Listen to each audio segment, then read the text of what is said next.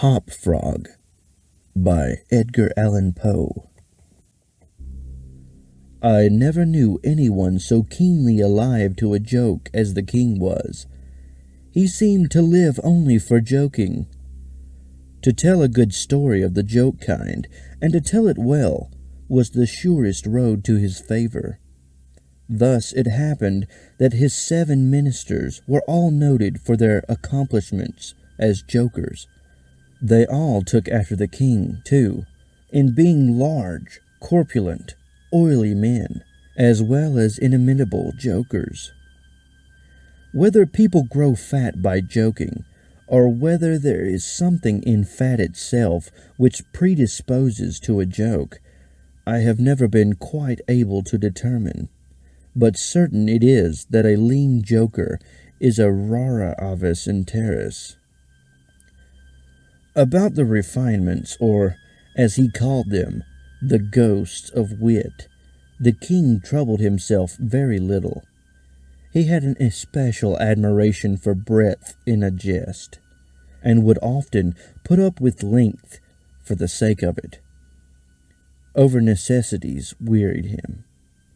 He would have preferred Rabulas Gargantua to the Zadig of Voltaire, and upon the whole, practical jokes suited his taste far better than verbal ones.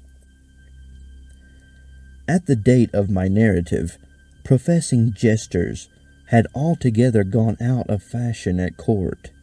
Several of the great continental powers still retained their fools, who wore motley with caps and bells, and who were expected to be always ready with sharp witticisms at a moment's notice, in consideration of the crumbs that fell from the royal table. Our king, as a matter of course, retained his fool. The fact is, he required something in the way of folly, if only to counterbalance the heavy wisdom of the 7 wise men who were his ministers, not to mention himself. His fool, or professional jester, was not only a fool, however. His value was trebled in the eyes of the king by the fact of his being also a dwarf and a cripple. Dwarfs were as common at court in those days as fools, and many monarchs would have found it difficult to get through their days are rather long at court than elsewhere, without both a jester to laugh with and a dwarf to laugh at. But, as I have already observed, your jesters, in 99 cases out of 100, are fat, round, and unwieldy, so that it was no small source of self-gratulation with our king that in Hop Frog, this was the fool's name, he possessed a triplicate treasure in one person. I believe the name Hop Frog was not given to the dwarf by his sponsors at baptism, but it was conferred upon him by general consent of the several ministers, on account of his inability to walk as other men do. In fact, Hop Frog could only get along by a sort of interjectional gait, something between a leap and a wriggle, a movement that afforded illimitable amusement, and of course consolation to the king, for, notwithstanding the protuberance of his stomach and a constitutional swelling of the head, the king, by his whole court, was accounted a capital figure.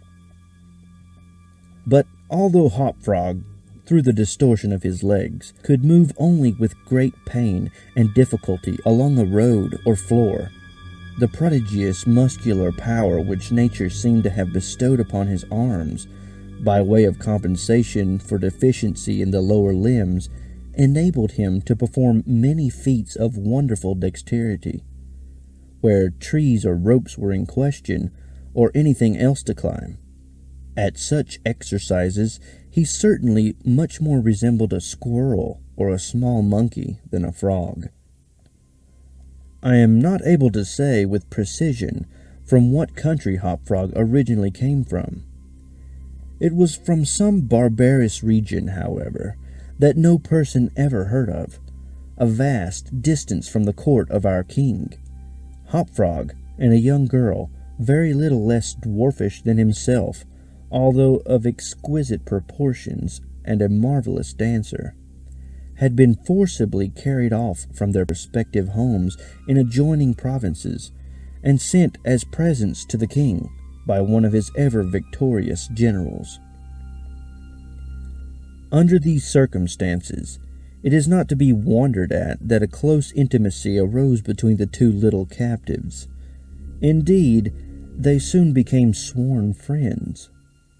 Hopfrog, who, although he made a great deal of sport, was by no means popular, had it not in his power to render Trippetta many services. But she, on account of her grace and exquisite beauty, although a dwarf, was universally admired and petted, so she possessed much influence, and never failed to use it whenever she could, for the benefit of Hopfrog.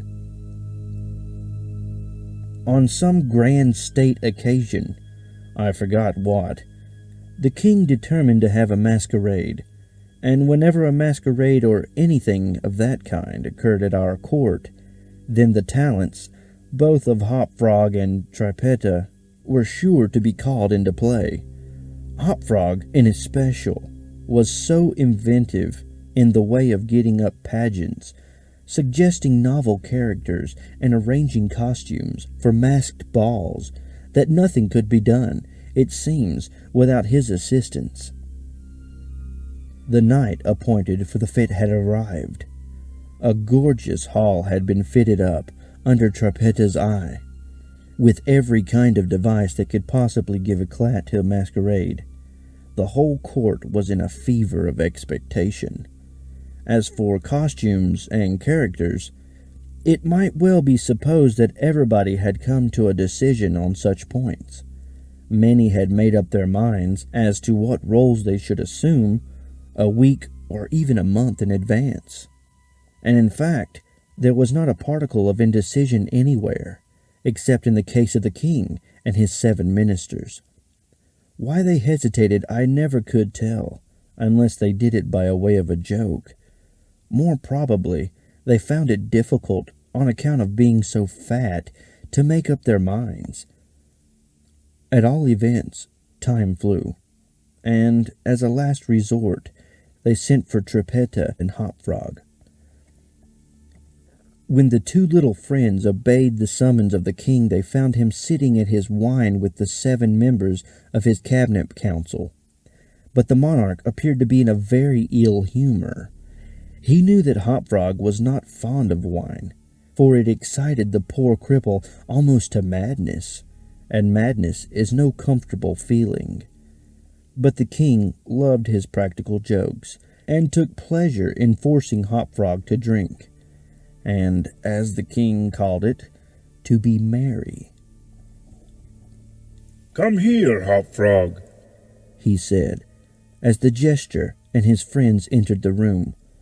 "Swallow this bumper to the health of your absent friends." Here Hopfrog sighed. "And then let us have the benefit of your invention. We want characters, man, something novel, out of the way. We are wearied with this everlasting sameness. Come, drink. The wine will brighten your wits." Hopfrog endeavored, as usual, to get up a jest in reply to these advances from the king, but the effort was too much. It happened to be the poor dwarf's birthday, and the command to drink to his absent friends forced the tears to his eyes. Many large, bitter drops fell into the goblet as he took it, humbly, from the hand of the tyrant. "Ha ha ha ha!" roared the latter, as the dwarf reluctantly drank the beaker. "See what a glass of good wine can do. Why, your eyes are shining already." Poor fellow! His large eyes gleamed rather than shone, for the effect of wine on his excitable brain was not more powerful than instantaneous. He placed the goblet nervously on the table and looked round upon the company with a half-insane stare. They all seemed highly amused at the success of the king's joke. And now to business, said the Prime Minister, a very fat man. Yes, said the king. Come lend us your assistance. Characters, my fine fellow, we stand in need of characters, all of us. And as this was seriously meant for a joke, his laugh was chorused by the 7. Hopfrog also laughed, although feeble and somewhat vacantly. Come, come, said the king, impatiently. Have you nothing to suggest? I am endeavoring to think of something novel, replied the dwarf abstractedly, for he was quite bewildered by the wine. Endeavoring? Cried the tyrant fiercely. What do you mean by that? Ah, I perceive. You are sulky and want more wine. Here, drink this. And he poured out another goblet full and offered it to the cripple, who merely gazed at it, gasping for breath. Drink, I say, shouted the monster. Or by the fiends. The dwarf hesitated. The king grew purple with rage. The courtiers smirked. Tripetta, pale as a corpse, advanced to the monarch's seat, and falling on her knees before him, implored him to spare her friend. The tyrant regarded her for some moments, in evident wonder at her audacity. He seemed quite at a loss what to do or say. How most becomingly to express his indignation. At last, without uttering a syllable, he pushed her violently from him and threw the contents of the brimming goblet in her face. The poor girl got up the best she could, and, not daring even to sigh, resumed her position at the foot of the table. There was a dead silence for about half a minute, during which the falling of a leaf or of a feather might have been heard. It was interrupted by a low but harsh and protracted grating sound which seemed to come at once from every corner of the room. What are you making that noise for? Demanded the king, turning furiously to the dwarf. The latter seemed to have recovered, in great measure, from his intoxication, and looking fixedly but quietly into the tyrant's face, merely ejaculated, I? How could it have been me? The sound appeared to come from without, observed one of the courtiers. I fancy it was the parrot at the window, wetting his bill upon his cage wires. True, replied the monarch, as if much relieved by the suggestion. But on the honor of a knight, I could have sworn that it was the gritting of this vagabond's teeth. Hereupon the dwarf laughed. The king was too confirmed a joker to object to anyone's laughing, and displayed a set of large, powerful, and very repulsive teeth. Moreover, he avowed his perfect willingness to swallow as much wine as desired. The monarch was pacified, and having drained another bumper with no very perceptible ill effect, Hopfrog entered at once, and with spirit, into the plans for the masquerade. I cannot tell what was the association of the idea, observed he, very tranquilly, and as if he had never tasted wine in his life. But just after your majesty had struck the girl and thrown the wine in her face, just after your majesty had done this, and while the parrot was making the odd noise outside the window, there came into my mind a capital diversion, one of my own country frolics, often enacted among us at our masquerades.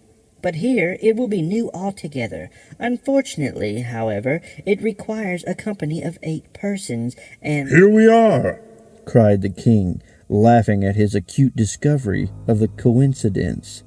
8 to a fraction, and I my 7 ministers. Come, what is the diversion? We call it, replied the cripple, the 8 chained orang-outangs. And it really is excellent sport if we enact it. We will enact it, replied the king, drawing himself up and lowering his eyes.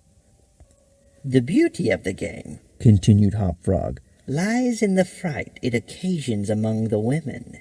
Capital, roared the chorus, the monarch and his ministry.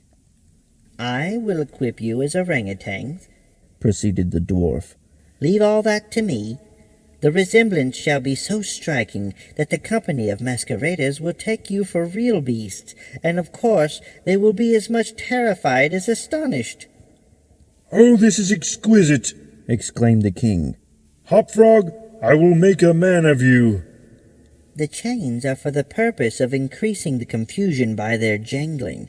You are supposed to have escaped en masse. For your keepers, your majesty cannot conceive the effect produced at a masquerade by 8 chained orangoutangs, imagined to be real ones by most of the company, and rushing in with savage cries among the crowd of delicately and gorgeously habited men and women. The contrast is inimitable. It must be, said the king. The council arose hurriedly, as it was growing late, to put in execution the scheme of Hop Frog. His mode of equipping the party as orangoutangs was very simple, but effective enough for his purposes. The animals in question at the epoch of my story very rarely been seen in any part of the civilized world, and as the imitations made by the dwarf were sufficiently beast-like, and more than sufficiently hideous, their truthfulness to nature was thus thought to be secured. The king and his ministers were first encased in tight-fitting stockinette shirts and drawers. They were then saturated with tar. At this stage of the process, some one of the party suggested feathers, but the suggestion was at once overruled by the dwarf, who soon convinced the 8 by ocular demonstration that the hair of such a brute as the orangutan was much more efficiently represented by flax.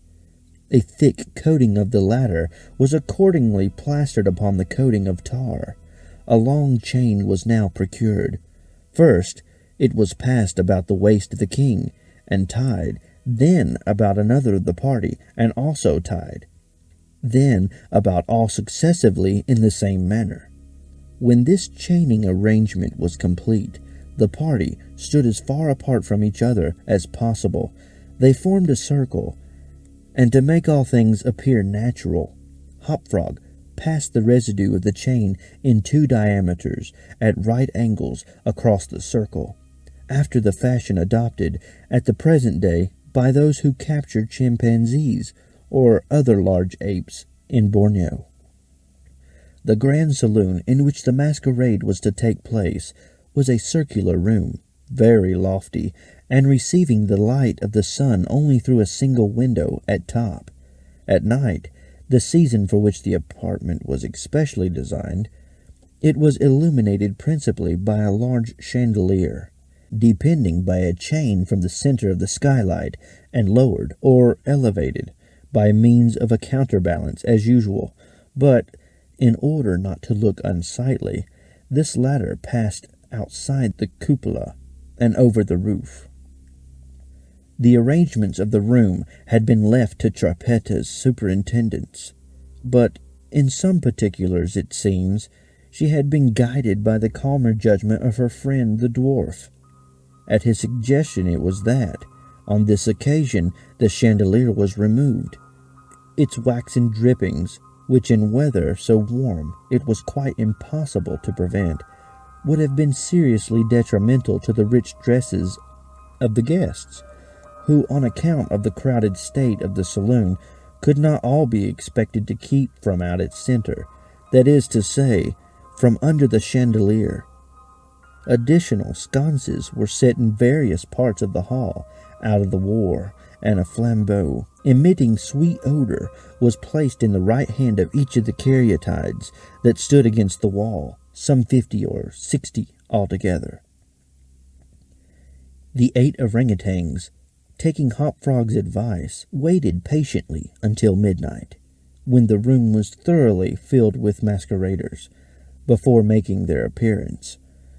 No sooner had the clock ceased striking, however, than they rushed, or rather rolled in, all together, for the impediments of their chains caused most of the party to fall, and all to stumble as they entered. The excitement among the masqueraders was prodigious, and filled the heart of the king with glee. As had been anticipated, there were not a few of the guests who supposed the ferocious-looking creatures to be beasts of some kind in reality, if not precisely orang-outangs. Many of the women swooned with affright, and had not the king taken the precaution to exclude all weapons from the saloon, his party might soon have expiated their frolic in their blood. As it was, a general rush was made for the doors, but the king had ordered them to be locked immediately upon his entrance, and at the dwarf's suggestion, the keys had been deposited with him. While the tumult was at its height, and each masquerader attentive only to his own safety, for in fact there was much real danger from the pressure of the excited crowd, the chain by which the chandelier ordinarily hung, and which had been drawn up on its removal, might have been seen very gradually to descend, until its hooked extremity came within 3 feet of the floor. Soon after this, the king and his 7 friends, having reeled about the hall in all directions, found themselves, at length, in its center, and, of course, in immediate contact with the chain. While they were thus situated, the dwarf, who had followed noiselessly at their heels, inciting them to keep up the commotion, took hold of their own chain at the intersection of the 2 portions which crossed the circle diametrically and at right angles. Here, with the rapidity of thought, he inserted the hook from which the chandelier had been wont to depend, and in an instant, by some unseen agency, the chandelier chain was drawn so far upward as to take the hook out of reach, and, as an inevitable consequence, to drag the orang-outangs together in close connection and face to face. The masqueraders by this time had recovered in some measure from their alarm, and, beginning to regard the whole matter as a well-contrived pleasantry, set up a loud shout of laughter at the predicament of the apes. "Leave them to me," now screamed Hop Frog, his shrill voice making itself easily heard through all the din. "Leave them to me. I fancy I know them. If I can only get a good look at them, I can soon tell who they are." Here, scrambling over the heads of the crowd, he managed to get to the wall, when, seizing a flambeau from one of the caryatides, he returned, as he went, to the center of the room, leaping, with the agility of a monkey, upon the king's head, and thence clambered a few feet up the chain, holding down the torch to examine the group of orang-outangs, and still screaming, "I shall soon find out who they are." And now, while the whole assembly, the apes included, were convulsed with laughter, the jester suddenly uttered a shrill whistle, when the chain flew violently up for about 30 feet, dragging it the dismayed and struggling orang-outangs, and leaving them suspended in mid-air between the skylight and the floor.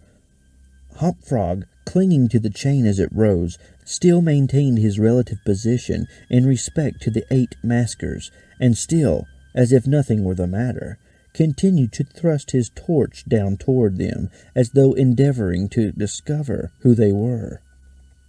So thoroughly astonished was the whole company at this ascent that a dead silence of about a minute's duration ensued. It was broken by just such a low, harsh, grating sound as had before attracted the attention of the king and his counselors when the former threw the wine in the face of Trippetta, but on the present occasion there could be no question as to whence the sound issued. It came from the fang-like teeth of the dwarf, who ground them and gnashed them as he foamed at the mouth and glared, with an expression of a maniacal rage, into the upturned countenances of the king and his 7 companions. "Aha!" said the length of the infuriated gesture. "Aha! I begin to see who these people are now." Here, pretending to scrutinize the king more closely, he held the flambeau to the flaxen coat which enveloped him. and which instantly burst into a sheet of vivid flame. In less than half a minute, the whole 8 orangutans were blazing fiercely, amid the shrieks of the multitude who gazed at them from below, horror-stricken and without the power to render them the slightest assistance. At length, the flames, suddenly increasing in virulence, forced the jester to climb higher up the chain and to be out of their reach, and as he made this movement, the crowd again sank for a brief instant into silence. The dwarf seized his opportunity and once more spoke. "I now see distinctly," he said, "what manner of people these maskers are. They are a great king and his 7 privy councillors. A king who does not scruple to strike a defenseless girl, and his 7 councillors who abet him in the outrage. As for myself, I am simply Hopfrog, the jester, and this is my last jest." Owing to the high combustibility of both the flax and the tar to which it adhered, the dwarf had scarcely made an end of his brief speech before the work of vengeance was complete. The 8 corpses swung in their chains, a fetid, blackened, hideous, and indistinguishable mass. The cripple hurled his torch at them, clambered leisurely to the ceiling, and disappeared through the skylight. It is supposed that Tripetta, stationed on the roof of the saloon, had been the accomplice of her friend in his fiery revenge, and that, together, they effected their escape to their own country, for neither was seen again.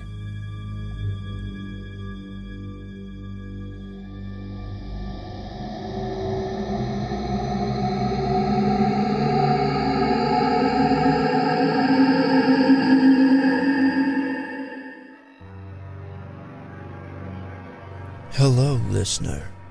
If you've made it this far, why not follow me on Twitter at CreepyPastaED? Don't forget to click the link to subscribe, if you dare. And if you have a creepypasta or any chilling, creepy, spine-tingling story you want to be heard, send it to CreepyPastaED@gmail.com. Look me up on the CreepyPasta Amino app. And remember, don't fall asleep.